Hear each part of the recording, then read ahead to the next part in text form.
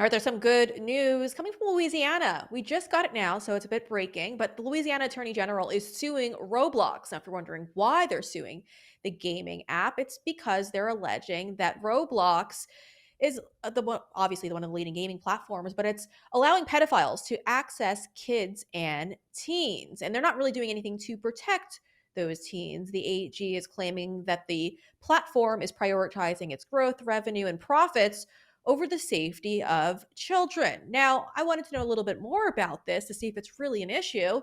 So we've just last minute called our good friend Alex Rosen, and he is joining us tonight to discuss.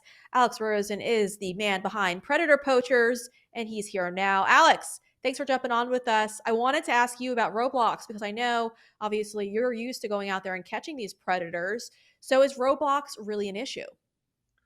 Absolutely. The individual named Schlepp who brought attention to this whole thing on Twitter, making it kind of mainstream. He's been for years exposing predators on Roblox, and just recently has been kind of passing on his findings to predator catching teams. So I've had the privilege of confronting this pedo he decoyed in Florida, named Amori Hunt, who is only 22 years old.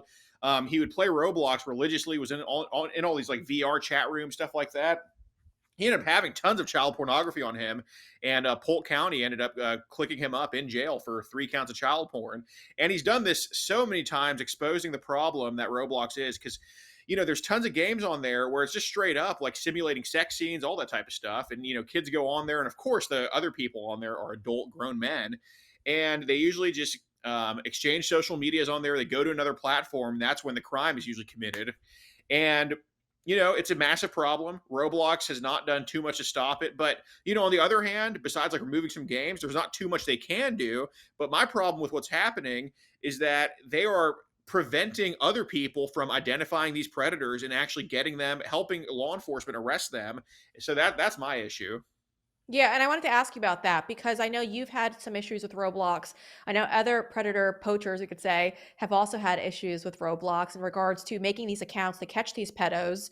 What have been some of your issues that you've had on the platform? Well, I mean, with Roblox, I would say, I mean, issues with them, like there really hasn't been up until very recently, where they just straight up ban us from doing what we want to do on there. But I mean, as far back as even 2023, before I got in contact with the Schlepp guy who's bringing attention to all this, I mean, we have a guy who's now a sex offender in Charlotte, North Carolina, named Lewis Hasty. He would straight up buy child pornography using the Robux, which is like the Roblox currency. He would find kids on there, pay them to send him nudes. And he said he's done this. He's spent hundreds of dollars worth on doing that to children. So, I mean, times that by who even knows how much. And Roblox has completely just squashed that or completely ignored that issue. And even when I was a kid, I used to play Roblox. I'm only 25. I know I look older, but 10 years ago, I was playing Roblox.